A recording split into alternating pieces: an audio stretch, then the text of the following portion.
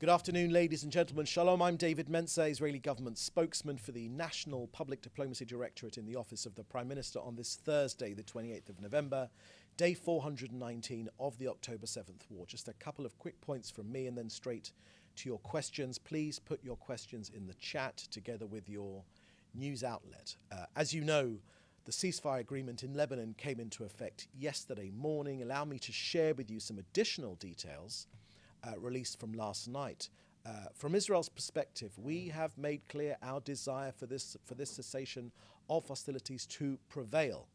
But at the same time, the IDF is operating determinedly to any violation of the ceasefire. Fire will be met by fire, peace will be met by peace. IDF soldiers are still positioned in southern Lebanon, in villages and areas from which the forces will gradually withdraw in accordance with the agreement. Our Air Force are still in Lebanese airspace, gathering intelligence and prepared to act whenever and wherever necessary. Our armed services are enforcing the ceasefire agreement. That is the difference between now and 2006. The word is enforcement. When identified suspects approach our forces, IDF have fired warning shots in restricted areas as well as detained suspects. To make this point, Hezbollah's suspect operatives were apprehended in the village of Tir Kharfa and are being interrogated. IDF have shared their guidance for Lebanese residents to stay safe, particularly at night and in areas where our forces are positioned. The ceasefire agreement is structured to be gradual, and the army will update residents in Lebanon when it is safe to return to specific areas. Now, looking at international media coverage of this ceasefire deal, much of it admits that the murderous terrorist organization Hezbollah dragged Lebanon to the place it finds itself in today. We've been asked from this office for Israel's achievements which have facilitated this ceasefire agreement. And here they are, heavily degrading Hezbollah's launch capabilities and its strategic assets, its leadership, eliminated its ability to rearm and resupply, severely disrupted Hezbollah's plan to infiltrate Israel, a plan that was meticulously planned, awaiting its activation by Iran, has been foiled. Hezbollah was Iran's strategic asset right on our border. Billions in Iran's assets were invested in Hezbollah. The tyrants of Tehran have lost that strategic asset. Thousands of rockets destroyed, naval missile weapons, manufacturing destroyed, aerial units for launching UAVs destroyed. From Israel's perspective, we will adhere to the agreement, but we will also enforce it, enforcement being the operative word. And lastly, on Kogat and aid going into Gaza, I can share with you our latest figures as of today, just now before we came on air. 12 bakeries are operational in Gaza, 8 in central and southern Gaza and 4 in northern Gaza. Yesterday, 158 humanitarian aid trucks entered Gaza. 63 trucks were collected from the Gazan side of Kerem Shalom by international aid organizations. But still, our latest figures from today are that 750 trucks worth of aid are awaiting collection on the Gazan side of Kerem Shalom. 750 trucks of aid just awaiting collection. Kogat have made clear that if aid organizations send in lorries, we will facilitate their entry so that this aid can be distributed. 6 tankers of cooking gas also went in. A convoy of 38 trucks entered Gaza directly through Gate 96. And patients and caregivers exited Gaza through the Kerem Shalom crossing for treatment in Jordan and the US.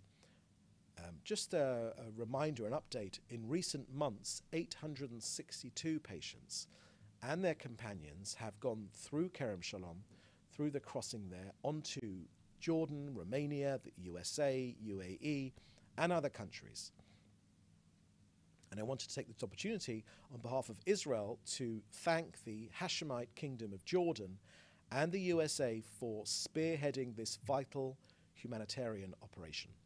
That's the end of our briefing today. Questions, please, in the chat together with your outlet, and we will get to them. I see a message here that I am muted. Is that still the case? No. Okay, that seems to be not the case. Good. So first question I can see here is from Joel Pollack at Breitbart News from yesterday. My friends, if you are having problems hearing me, just please let us know in the chat, but our understanding is that the audio is okay. Let me get that question. Okay, Joel Pollack asks a question, and the question is this: given the burden on Israeli reservists in fighting this war, with many doing several lengthy tours of duty, would Israel consider expanding volunteer options within the IDF to allow volunteers from abroad to perform non-combat roles and relieve reservists for holiday with the family? Thank you for that question, Joel. When it comes to reservists, I can share with you that, yes, of course, the reservists have acted in an exemplary fashion. They've acted in a heroic fashion, at immense sacrifice as well, and also there have been immense achievements which they have made. They are literally putting their lives on hold, leaving their families, wives, sometimes husbands and children, and sometimes losing jobs as well. Some of them are losing friends. We've lost 806 of our armed forces from this war. You know, Israel is a people's army, but we also know that their determination and their readiness and their fighting spirit, the spirit of sacrifice and heroism, deserves our support.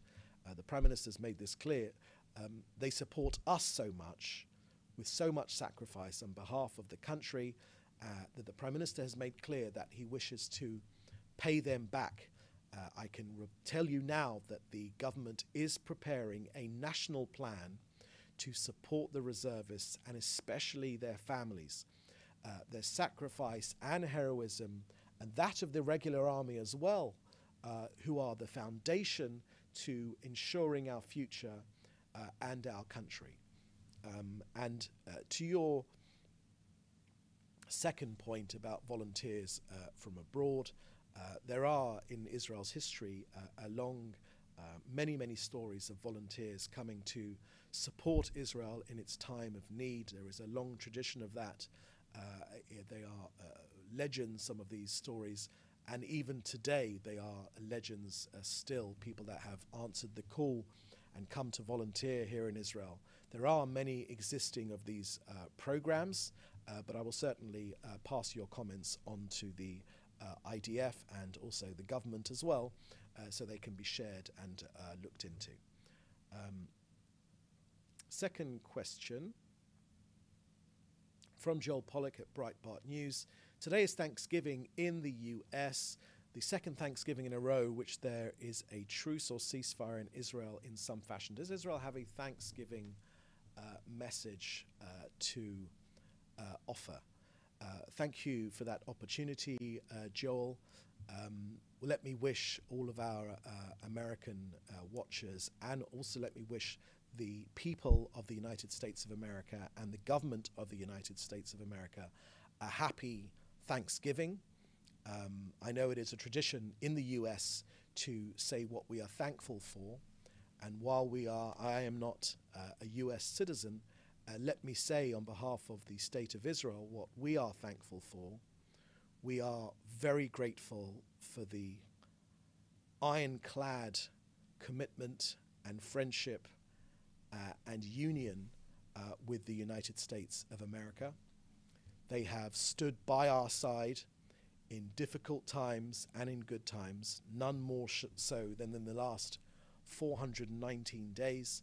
Our Prime Minister has made this clear. Our President has made this clear. No one here in Israel will ever forget how Joe Biden got on a plane a few days after the massacre and shared his feelings and views of the appalling atrocities which our people experienced on that day, and for the way which they have stood by us till today in these negotiations right now to create this ceasefire. We are grateful for what they have contributed, and we look forward as well to the next administration and President-elect Trump, who also has his own very long record of some phenomenal partnership with this country. None of us here in Israel will ever forget the fact that he moved the embassy of the United States from Tel Aviv to its rightful place in our eternal capital of Jerusalem. And none of us as well will forget the Abraham Accords, and we look forward. We will always value the bipartisan relationship between our two countries, but the Abraham Accords were very much a President Trump initiative, and we look forward to that being taken forward, and we look forward to a more peaceful future. So we would like to say on this Thanksgiving, thank you to the United States of America. So that seems to be the last question here today. Thank you for joining us. In the meantime, the next briefing will be next week.